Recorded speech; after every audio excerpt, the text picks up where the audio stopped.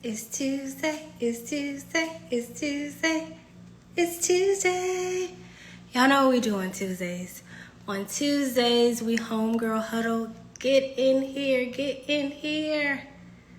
Let me do my infamous pinned comment. Hey, Drika. Hey, Whitney. Hey, Whitney. Let's see. Share this with... While I type my infamous comment, ladies, tell me how you are. Tell me how you be. How was your week? How has it been since the last time we've done this? Tell me, tell me.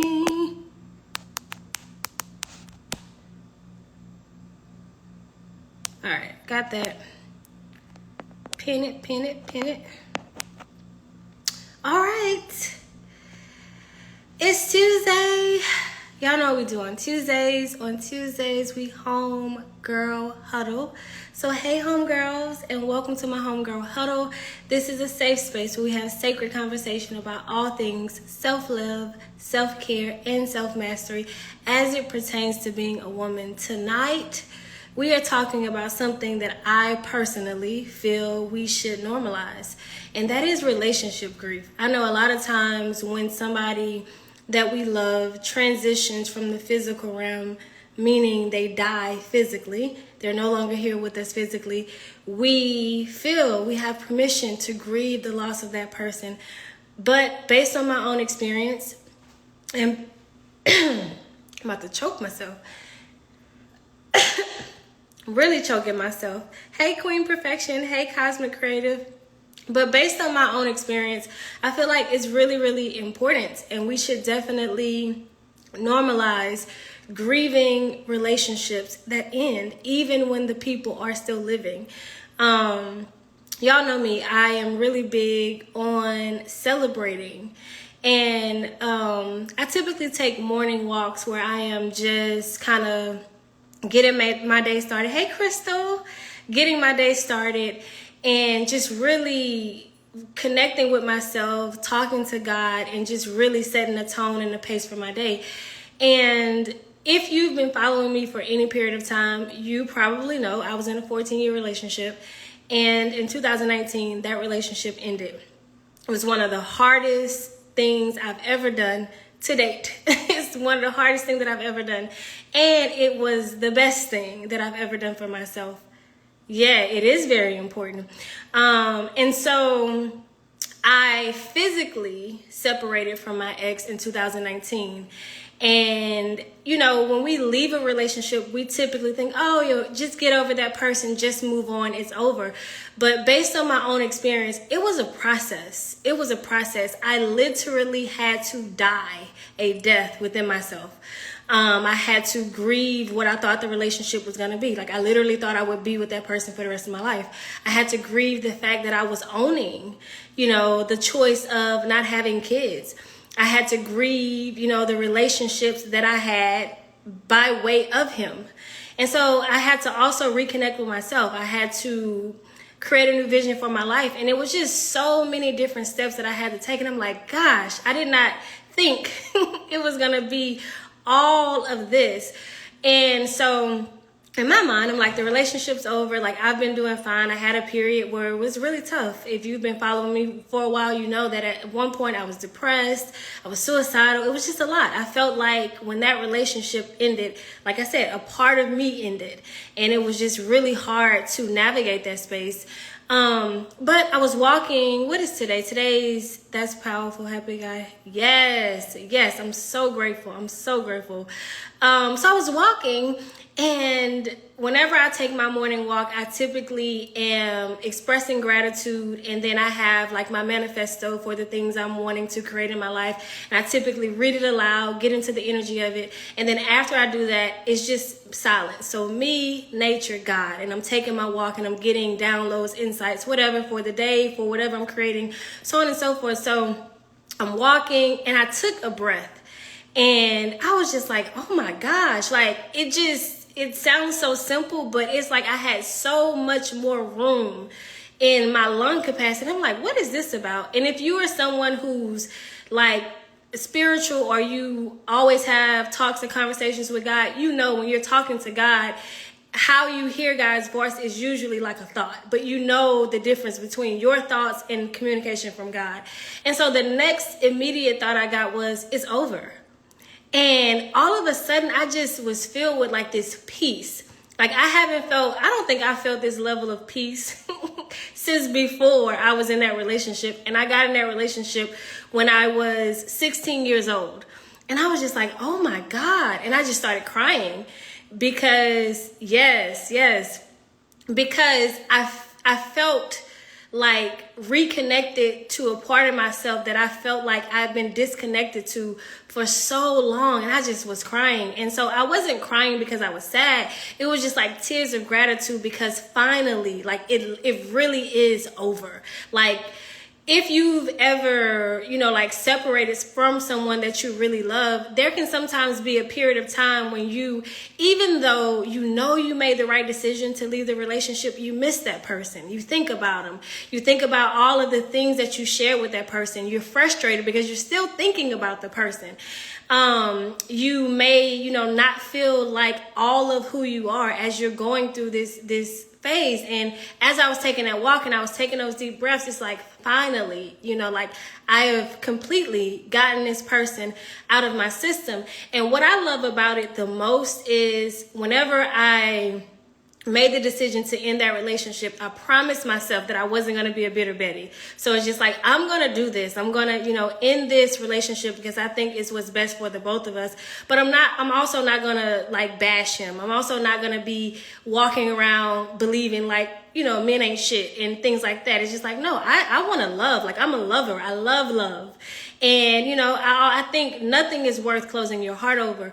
And so what feels amazing about the process that I went through is that, like, I can think about him and it's no, hard feelings. There's no hate in my heart. It's no anything. Like, we shared amazing moments together, and we weren't meant to, how they say, things happen for a reason, season, or a lifetime. And it's just one of those things that wasn't meant to be a lifetime. But, the season that we had was the season that we had. And it was everything it needed to be for us to become the people that we are today. And so I just feel so much lighter, so much grateful for having the courage to A, go through that experience, and then B, to be on the other side of it and still, feel love in my heart for that person.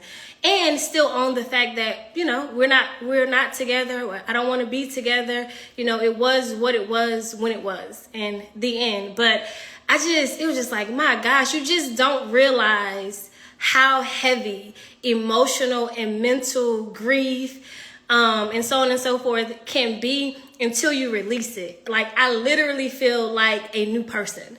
Even though, not much has changed since, I think that was Sunday. Not much has changed since Sunday, but it was amazing. So it made me just want to talk about this tonight in our Homegirl Huddle because, like I said, I think we definitely need to normalize having space to grieve relationships for people who are physically still here. We're just not in relationship with those people anymore.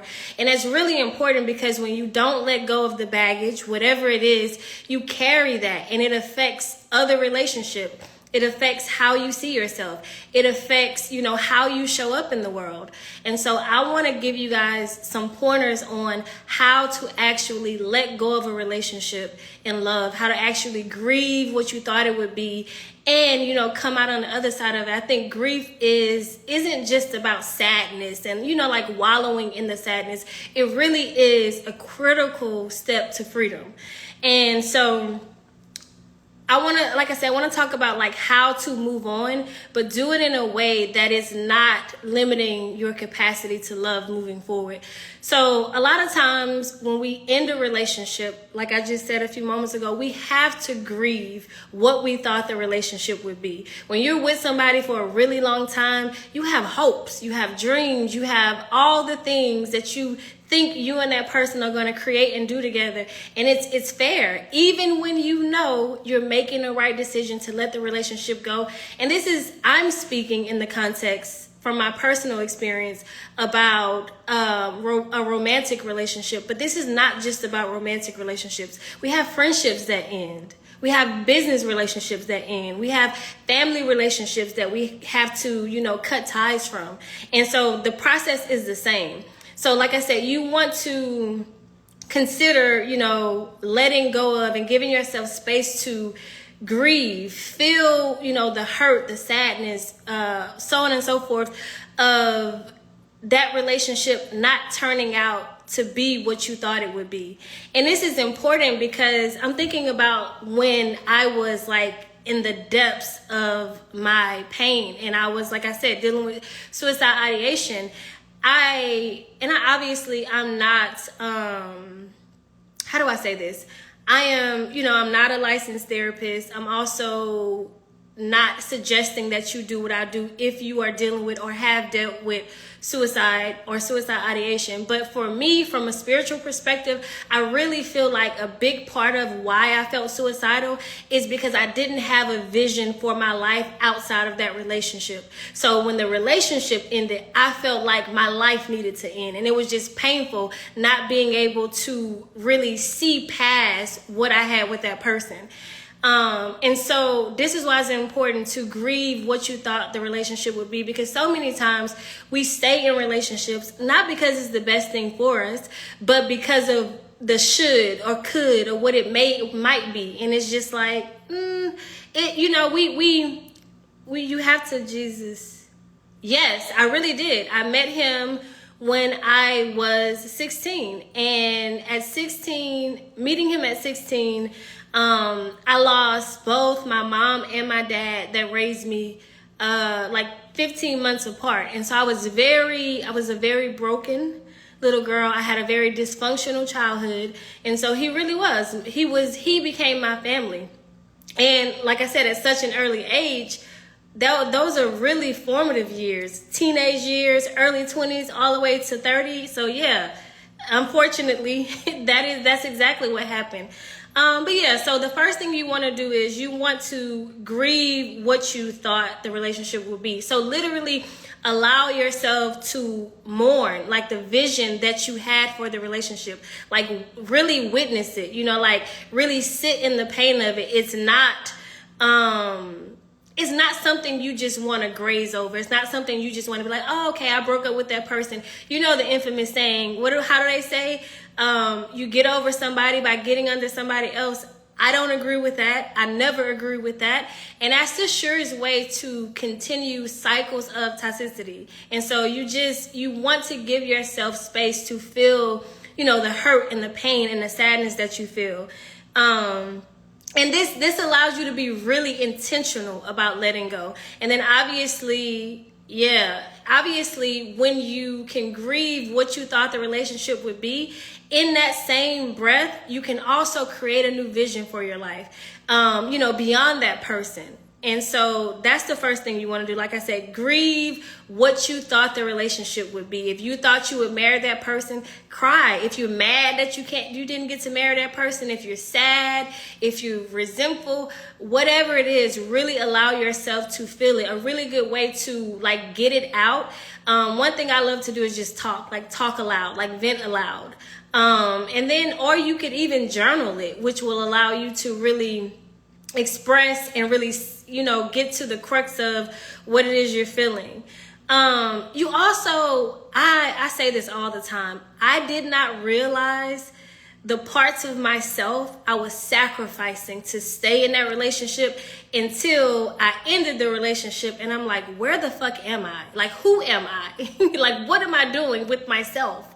And so you want to give yourself space and time to grieve the parts of yourself that you lost, whatever that looks like. If you, remember before being with that person, maybe you were more outgoing, maybe you were more assertive, maybe you were more comfortable, doing things on your own. And so you want to grieve, the parts of yourself that you kind of put on the back burner or dismissed or denied to make the relationship work. And so many times as women, we're doing that to make a relationship work. And personally, I feel like when you are choosing the right person, you don't have to deny who you are. You don't have to hide who you are. You get to be all of who you are, show up completely, authentically, fully in that relationship, and still be loved. So yeah, you want to give yourself space to, get clear on, and like I said, grieve the parts of yourself you lost. A lot of times what we do as women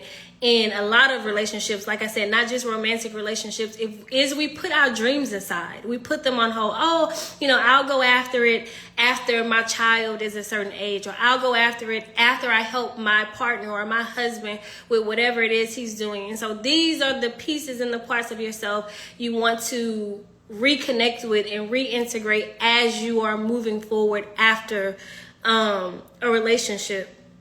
You also want to acknowledge or honor like the needs that person met. Even like if I think about my relationship with my ex, it wasn't all bad and it wasn't all good. Like there's parts of it that was absolutely amazing. And so it's natural to miss the things that was good. It's also even natural sometimes to, what's the word I want to use? Romanticize the parts that were good. And so you want to take a second to get clear on the needs that person met. So maybe that person supported you in feeling really confident, or maybe that person was a really good provider. Maybe that person was like your best friend. You traveled with that person. You did everything with that person. But it's really important to get clear on what needs that relationship met. Because here's the thing, when you clear out a space, it doesn't stay empty. So it's just like, if you're going to clear out the space, meaning, separate from the person and move on with your life, you have to fill that space with something. And it's going to be really important that you fill it with something that you can be intentional about, that you fill it with something that's going to support you in becoming the next best version of yourself, or attracting, the type of partner that you actually do want. Because if you just clear the space, you're more likely to fall back into the habit of dating the same type of person. So you want to get clear on what needs that person met. And then you want to get clear on how you can meet those needs yourself. So if that person, like I said, made you feel really confident, okay, what are some things you can do to boost your own confidence? What are some things you can do to affirm your own self? Or let's just say that person was, a really good financial support. Then it becomes your responsibility to figure out how you can provide and, protect yourself. But you don't want to just end that relationship and then go right into looking for that in somebody else. Because like I said, chances are you're going to end up with the same person. It's really important. I said this, I think this was last Tuesday, that it's a two-way street.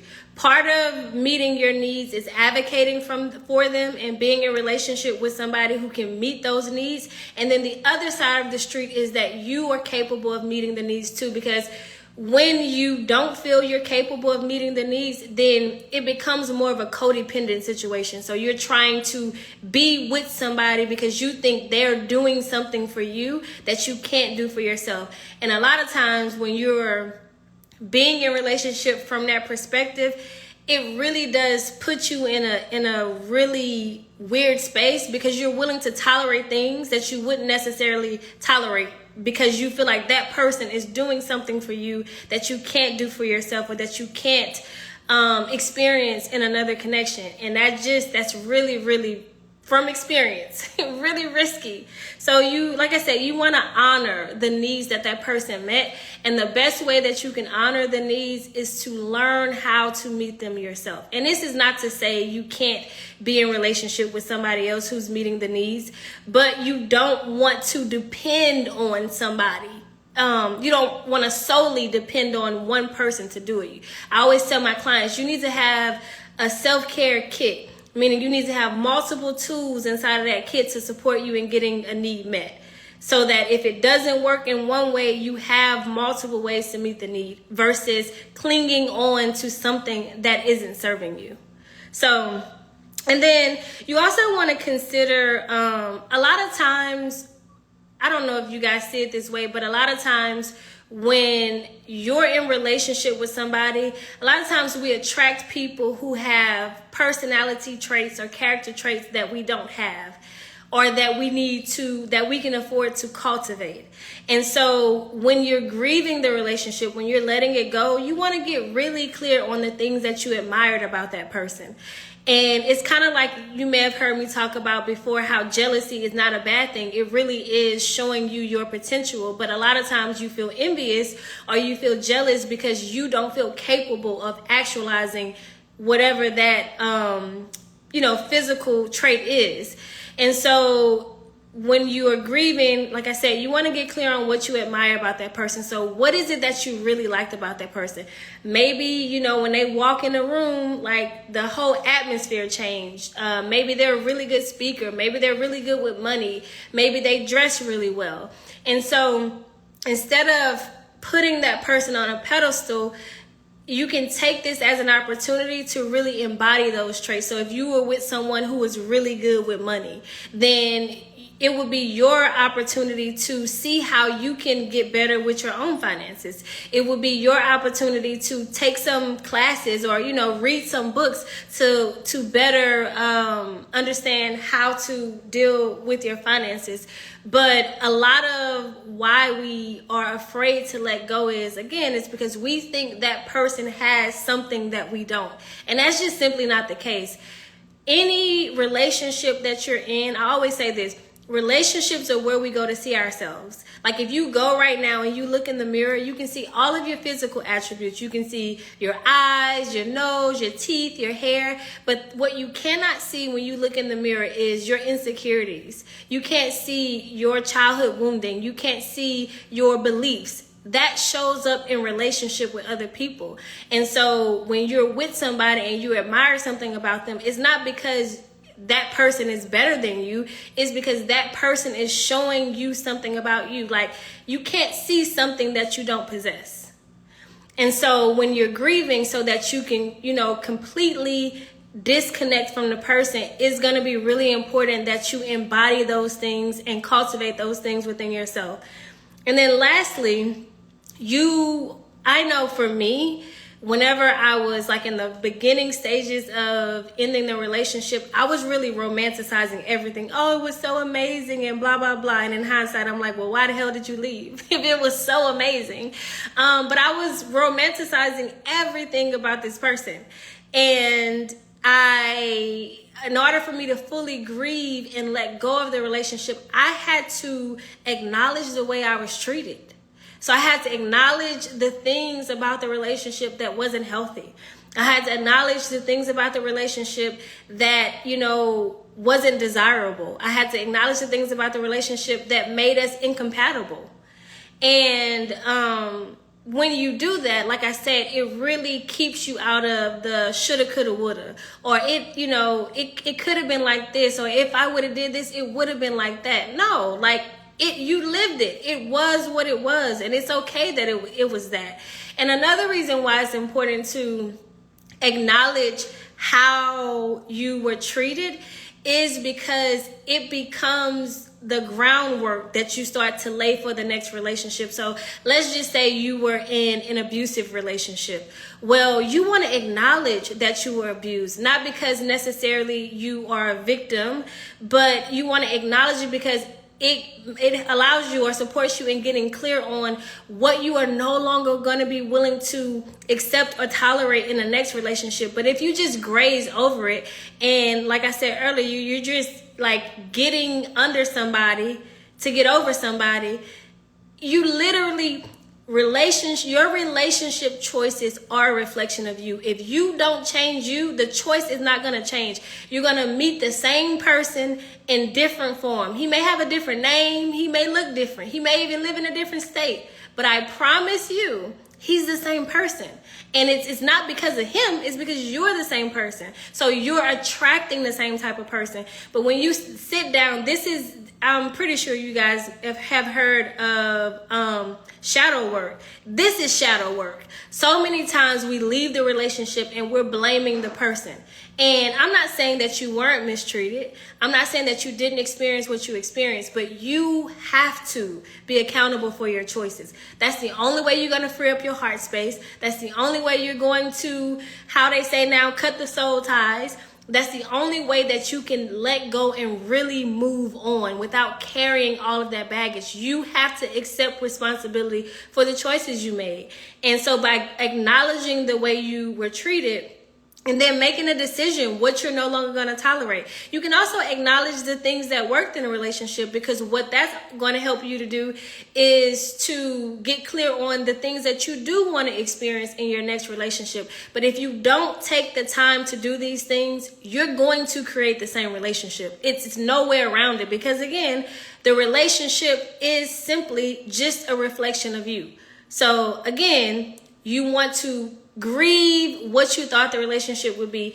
At 23, 24, you could not tell me that I wasn't going to marry this person and we were going to have 2 kids together and I had the names picked out and so on and so forth. Here we are years later, and I'm very clear that I don't want to have kids.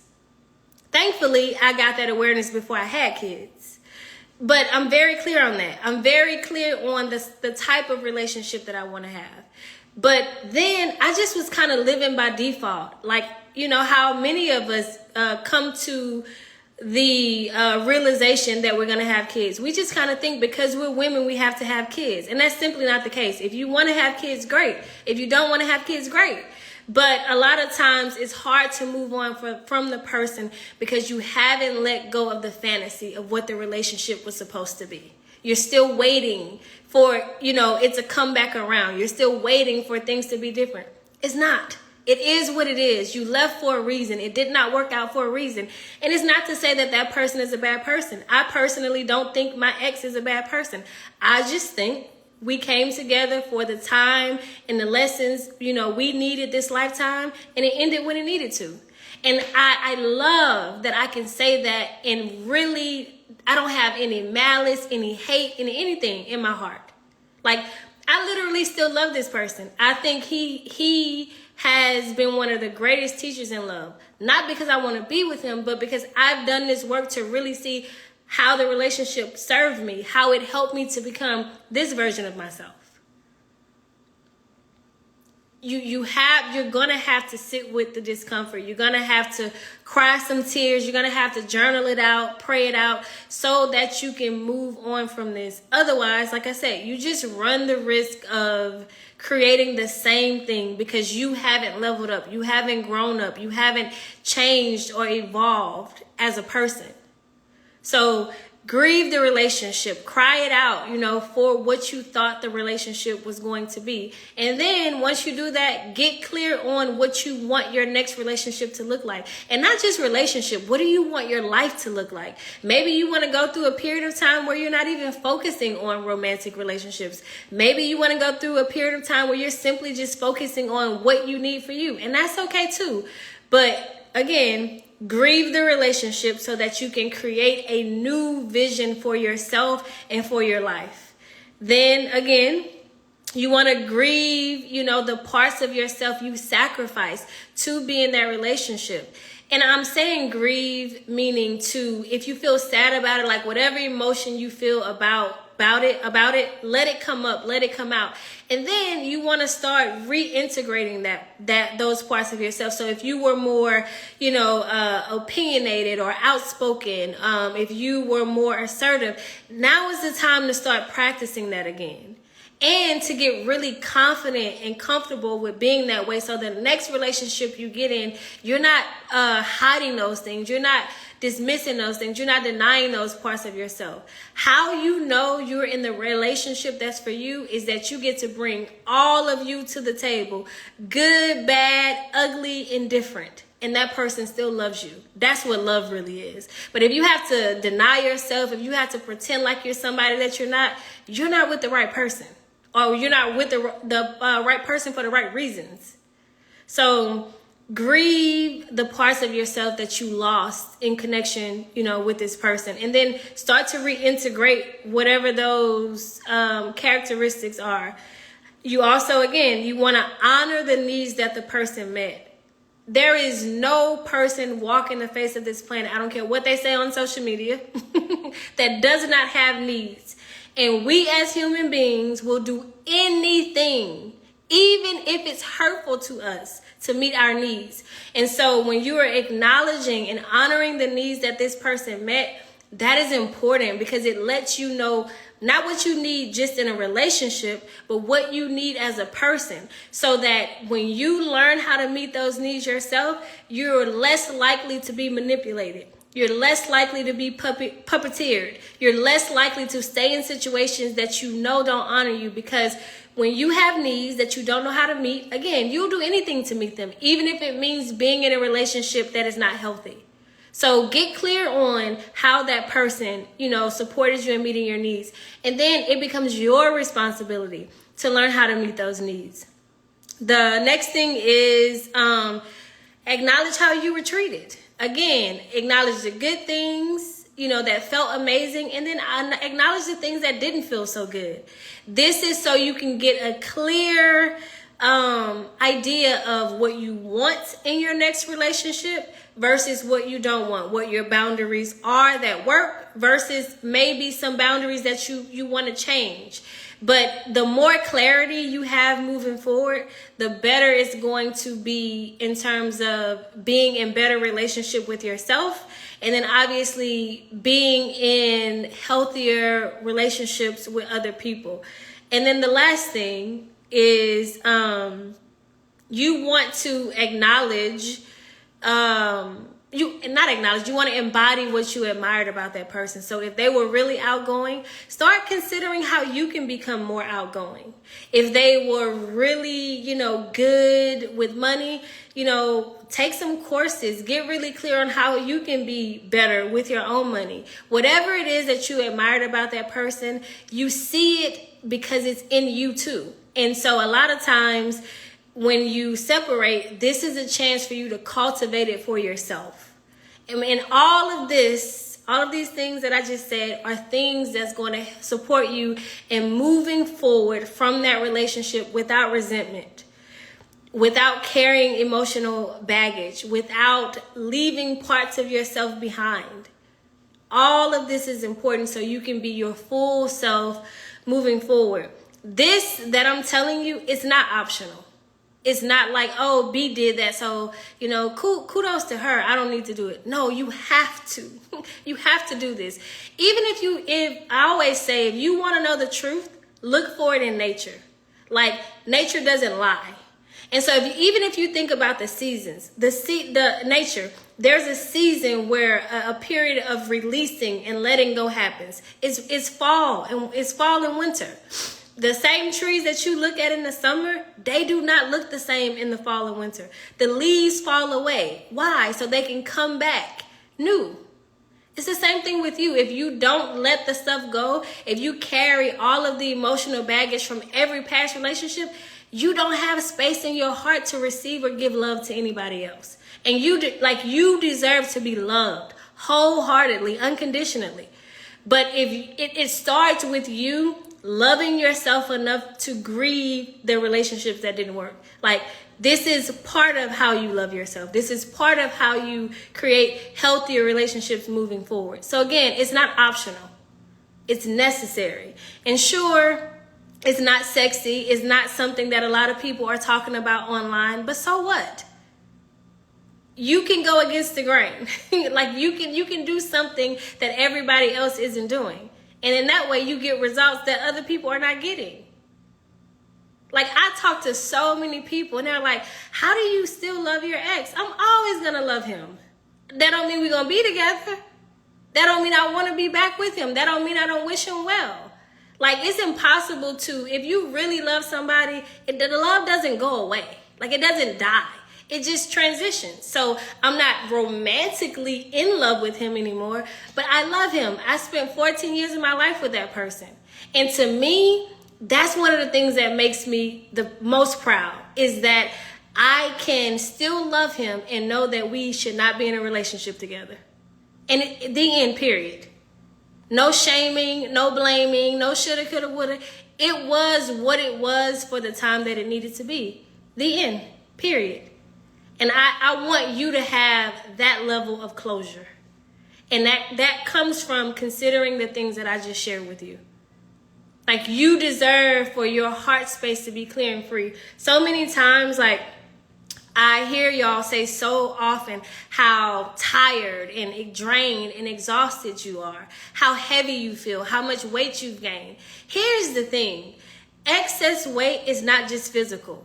It is literally any heaviness that is stopping you from creating the life, relationships, and body you want. So it's not just about what you're putting into your mouth. It's not just about if you're going to the gym. It's also about, like, how are you carrying around crud from old relationships. It's also about how are you making the relationships that didn't work out mean something about you when it doesn't. It really doesn't. Doesn't mean anything. It doesn't have to mean anything bad about you. But if you don't take the time to do this level of healing, this type of work, I promise you, it's not going to change. I don't care how many relationships you get in. I don't care how amazing the person is. You are going to find a way to bring the past into the present. What you resist persists. And it doesn't persist because you are a bad person. It is coming up and continuously coming back around to give you the opportunity to grow, to heal, and to evolve. But it's up to you. Like, we have free will. So you get to decide and determine if you're actually going to do the work. It's not easy. I promise you. I told you in the beginning. This was probably one of the hardest things I did in my life. And I've done some hard things. But I would also say it's one of the best things I've ever done for myself. Leaving and healing. Leaving and accepting responsibility for the parts that I played in the relationship. Nobody, held me hostage to stay. I made those choices.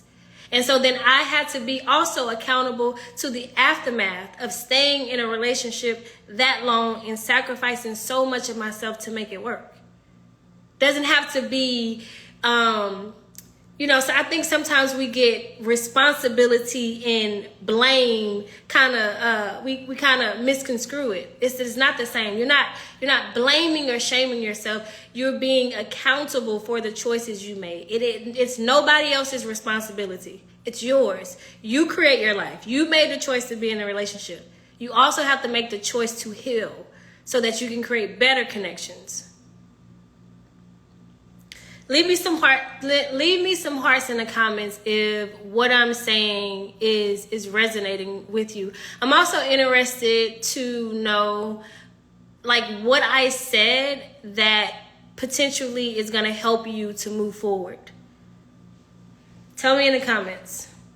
What did I share that you feel is going to support you in finally releasing the connection? And this is something else I want to say. It's not pretty. It's not sexy. It's uncomfortable. It's all of that. But you're worth it and you're capable of moving through it. It's the only way to break the cycle. It's the only way to break the cycle. If you don't do this level of work, you can't grow the part of yourself up or evolve the part of yourself that was in connection or relationship with that person. So it's really trendy and popular now to talk about soul ties and trauma bonds. This is how you end the trauma bond. This is how you break the soul tie, is you heal the parts of yourself that's attracted to that person. The last 3 steps may be what I've been missing. Yeah. I need to forgive myself. It's hard, it's uncommon, it's uncomfortable, but necessary. Absolutely. Absolutely. All of that. And I think sometimes we take, I always tell my clients, it's not personal. It's process. It's not personal. It's process. I think sometimes we think it's hard because something about us. No, it's hard, period. Like, I don't know anybody, including me, who has done this level of work that it wasn't uncomfortable. But it's uncomfortable for a reason. Change is uncomfortable. Like, you got to think, you're doing something that you've never done before. You're becoming someone that you've never been before. So yeah, it's inevitable. It's going to be some growing pains. Like, if you think about, if you were to go outside right now and let's just say you wanted to plant a rose bush, there's a process that has to happen. It don't matter if it's me, Fatima, who's on here, Chandrika, it doesn't matter who it is. There's a process that has to happen in order for you to successfully plant that rose bush in a way that it's going to grow. You have to till the soil. Guess what happens when you till the soil? You're going to get dirty. You're not getting dirty because you're a bad person.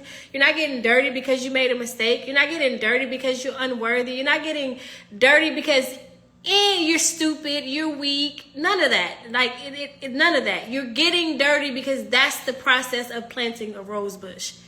And it's the same thing with this. It hurts and it's uncomfortable because that's the process of grief. And it's also a very wavy experience. I cannot tell you guys how many times I'm like, okay, I'm over it. I'm good. And then months, years later, I'm crying. It's the process of grief. Grief comes in waves and it's very unpredictable. Even if you think about if you've lost a loved one before. When you lose a loved one, that first kind of like year or so going through the grieving process, you cry pretty much every day. Then it gets to a point where, okay, you don't cry every day. Maybe you cry like once a week. Then maybe you cry like once a month. Then some years go by. But you never get to a point to where it doesn't affect you. You just learn to live with it. You learn to deal with it. But as time passes and as you process the grief, it doesn't hurt as bad. The crying episodes are not as intense. And so it's going to, there's a famous quote that it says, you heal one layer to peel back another. And that's so true. Like, so many times I dealt with one aspect of grieving this particular relationship to get to another deeper level where it's like, oh my God, here we go. But that's why I literally was crying tears of joy when I was walking this Sunday, is because like God spoke to me, and the confirmation that I got is it's over. It's complete. The cycle has ended. You've graduated. You've done the work. And like I said, what feels most amazing to me is it's over and I'm not bitter. It's over and I'm not carrying that baggage into the next relationship. It's over and I am complete with my decision. I'm not, wondering what it could be like, what it would be like. No, it's over. The end, period, done. And I get to move on with my life. He gets to move on with his life. So if you feel like you are in connection with anybody and it's really hard to break that connection, or you feel like you just keep going back and it's toxic and you're sad because you keep doing it over and over again, the first thing you want to do is really accept responsibility. It ain't even about that person. It's not about them at all. It's about you. And the sooner you get clear on the you that it's about, the sooner you can start to do this work so that you can really heal and really let it go. That's all I got. That's all I got. I hope, it helps. And, I always talk about, I think I was in the 8th grade when I first heard this quote, success is a journey and not a destination. If you take out success, you can put any words you want to put in the place of that, and it's the same thing. Love is a journey, not a destination. Weight loss is a journey, not a destination. Self-love is a journey, not a destination. Grief is a journey, not a destination. Life is a journey, not a destination. It is a journey.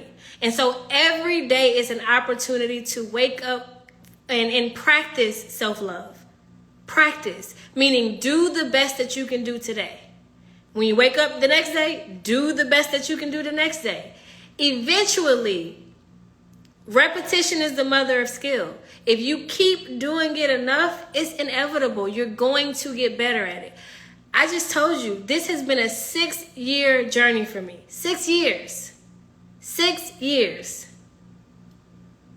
I didn't deal with it every single day, but it wasn't until this past Sunday that I'm like, okay, we're done. We did it. We graduated. So I just say that to say that You can absolutely do this. In the moments where it feels uncomfortable, in the moments where it feels like you may not be capable of doing it, that's your key to remind yourself to just focus on what you can. So if in that moment, all you can do is cry and feel bad until you have something else available to you. In the moment, if all you can do is, think about the things, that you admired about that person, be in that space. Think about the things that you admired about that person. But don't forget the part where you think about too, how you can start to embody those personality or character traits. Every single person that you encounter is an opportunity for you to know, love, and be more of yourself. If you look at it that way, I think sometimes too, when we're in relationships, we think that every relationship should be forever. Every relationship is not going to be forever. Every relationship is an opportunity to do what I just said. To, know and love yourself better. They are reflecting things back to you about you. And if you can see it that way, whether the relationship is forever or not, you're going to get something from it. And when or if it ends, you will be able to, let it go without holding on for dear life. Y'all know we will hold on to a relationship and, the skin is peeling off our wrists because we're bleeding, because we're holding on for dear life. But it's okay. It is okay. You can let it go. You can heal, and you can create better love and connections as a result. So I appreciate you ladies, as always, for showing up here with me every Tuesday. If you haven't already, I cannot imagine why. Go follow me now. Follow me now. And then I don't know if you know it. Initially, when we started the Homegirl Huddle, if you didn't catch it live, you missed it. But now I am sharing the replays on my YouTube channel. So if you're not subscribed to my YouTube channel, do yourself a favor. Go subscribe there. And then obviously in, I would say, the next 24 hours, the live is also going to be available here. So y'all know I always say this every Tuesday. Knowledge is not power. Don't let anybody else tell you knowledge is power. It is not power unless you know how to apply it to your life in a way that supports you in changing it. And so before we get off of here, I want you to comment and tell me specifically one thing that you're going to do until we meet again next week that is going to support you in putting this stuff into practice. So what's the one thing that you're going to practice until I see you again next week? I'm waiting. And it doesn't have to be anything extravagant. But what is it? What is the one thing that you're going to practice moving forward? I don't know why my nose is all stuffy all of a sudden. I feel like a little 5-year-old.